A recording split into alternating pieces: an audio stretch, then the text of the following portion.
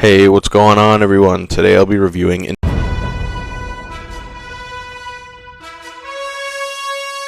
Over the past couple of years, Invincible has gotten more and more popular, with it seemingly being at its peak with the recent conclusion of Season 3. This brings up the question, is Invincible actually good, or is it just mid?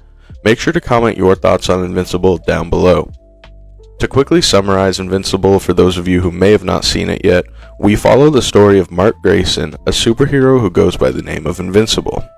Mark was born into a family where his father, Omni-Man, was considered to be the strongest superhero on Earth, but his mother was just a regular human. Mark wasn't born with his superpowers, but he eventually was able to awaken them when he was 17. Everything seemed to be going well with his father training him until one day everything changed. We learned that Mark's father, Omni-Man, came from another planet with the goal of conquering Earth, and he ends up killing several of the strongest superheroes on the planet, causing a rift between him and Mark. That's really just the beginning of the story, and I don't want to say too much more as to not spoil the show. So continuing on with this video, there will be spoilers for all 3 seasons of Invincible. So if you would like to avoid them and just see my rating for Invincible, skip to the timestamp on screen. There's a lot to unpack with this show. It felt like every episode some crazy new shit was about to go down, so to keep it simple, I'll start with the characters. Mark, as a main character, I feel does an excellent job. We watch him deal with all sorts of different conflict, from simply fighting villains to the issue between him and his father. Not to mention the weight of the lost lives that he feels like he was the cause of. And on top of that, what I'm about to say applies to more than just Mark. However, I feel the way Invincible deals with romance as a whole is a way I never really thought about it before when watching any other type of superhero movie or show. And it doesn't only do it once, but several times. For example, Mark and Amber, Mark and Eve, Omni-Man and Debbie, Olga and Red Rush, Rex and Ray, Rex and Eve, Rudy and Amanda, and Kate and her 100 different boyfriends throughout the show. Anyways, you get the point. There are many relationships throughout the show that cover all sorts of different aspects of what it would be like in a relationship with a superhero. Whether it's between a superhero and a regular person or 2 superheroes, it's just something I found interesting and added a layer of depth into the story. Not to mention, I feel Invincible does such an amazing job at building their side characters. For example, Rudy is one of my favorite characters in the show because when we first meet him, we only know him as a robot, but we learn much more about him as the show progresses. And when he finally gets a new body created for himself so he doesn't have to exclusively live through being a robot, you can tell he has a lack of social skills. And to add on to that, his voice actor does an amazing job of conveying that through his work, which I'm assuming is intentional because it works so well. Next, I want to talk about Rex. Early on in the show, I didn't like Rex that much because to me, he was just someone who talked a lot and didn't really do shit. But as the story progresses, we saw Rex change, and even if it was just a little bit of change, he still changed. And early on, if you had told me I would have been sad when Rex died, I simply wouldn't have believed you. But genuinely, his death was the most emotional moment in the entire show for me, and it really hurt to see him go. His development was by far my favorite in the show, and part of the reason why I like the characters in the show so much. Also, I definitely want to talk about Omni-Man and Debbie. Both of them are in my top 5 characters in the show.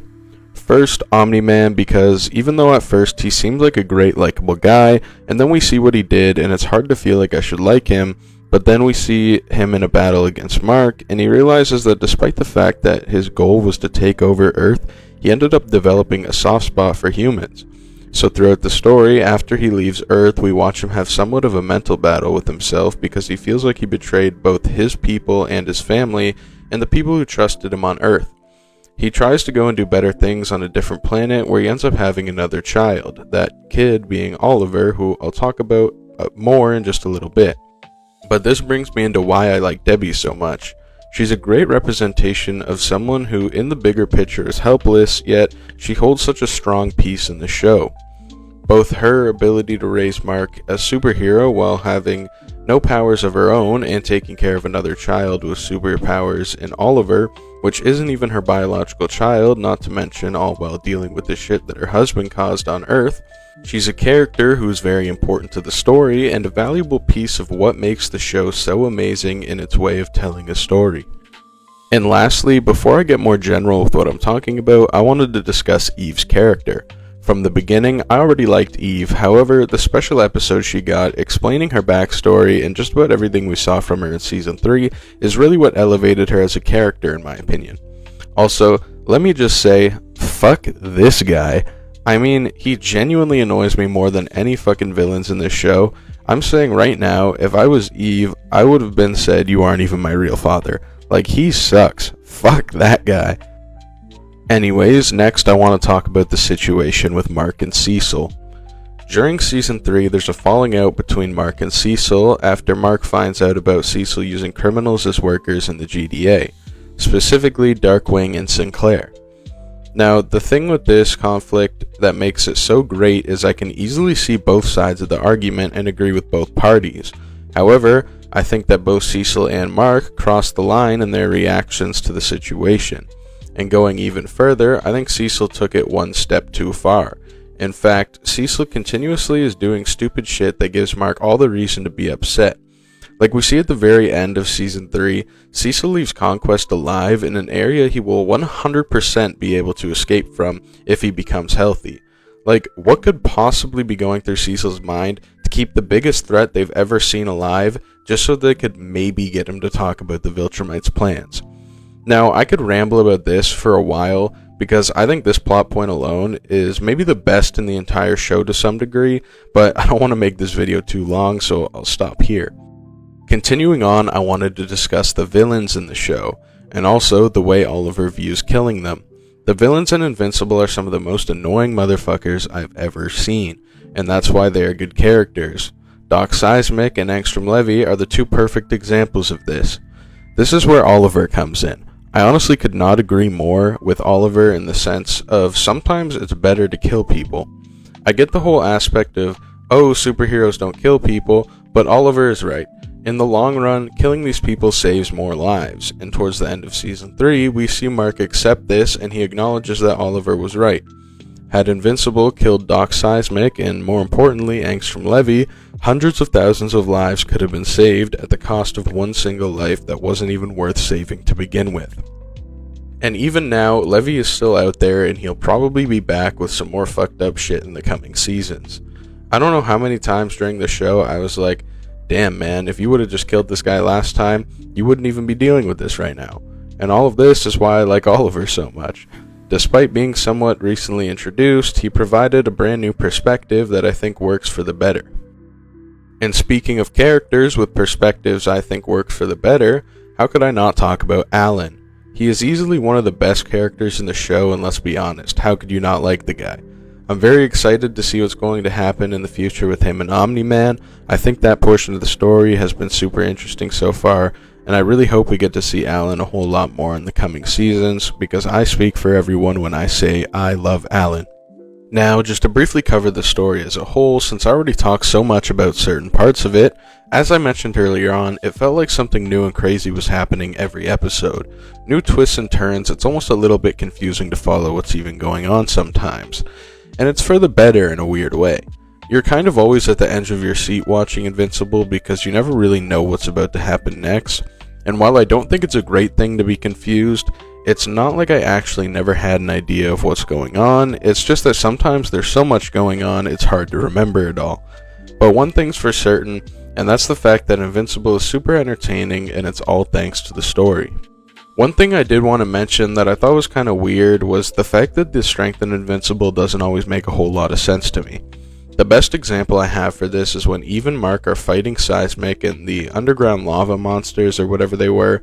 Mark and Eve couldn't beat them and ended up getting captured, which is where we see Cecil deploy the cyborg Sinclair made, and these cyborgs just mop the floor with the monsters and then they free all the trapped heroes. So just going based off of that, the cyborgs should be stronger than those monsters Seismic was using. So how come when Mark goes to see Cecil in the Pentagon, and Cecil deploys more of these cyborgs to protect himself from Mark, yet Mark is able to just kill a whole bunch of the cyborgs with ease, even though he struggled against the monsters?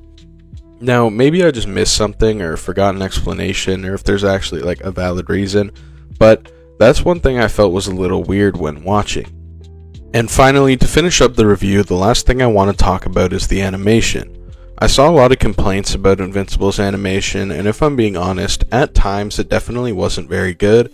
However, with that being said, overall as a whole, there's nothing wrong with the animation. It gets the job done and it's not bad. I'd be lying if I said it was amazing, but it literally doesn't have to be because the story and the characters are the best part about Invincible. I can overlook some minor times where the animation isn't great because in reality it has little to no effect on the viewing experience, and even then, there were still plenty of times where the animation was really good. Also, one thing I'd like to point out is just how brutal Invincible is. I haven't seen animation this graphic since I watched Vinland Saga. So to answer the question I had at the beginning of the video, in no way would I ever consider Invincible to be mid. It lived up and even surpassed the expectations I had for it. As for my rating, I'd give Invincible a 9.5 out of 10 because it is truly an amazing series in almost every single way. Thank you for watching my review of Invincible. If you did enjoy, please do consider leaving a like and subscribing to my channel for more content like this in the future. Don't forget to comment your thoughts on Invincible down below, and have a great rest of your day. Peace.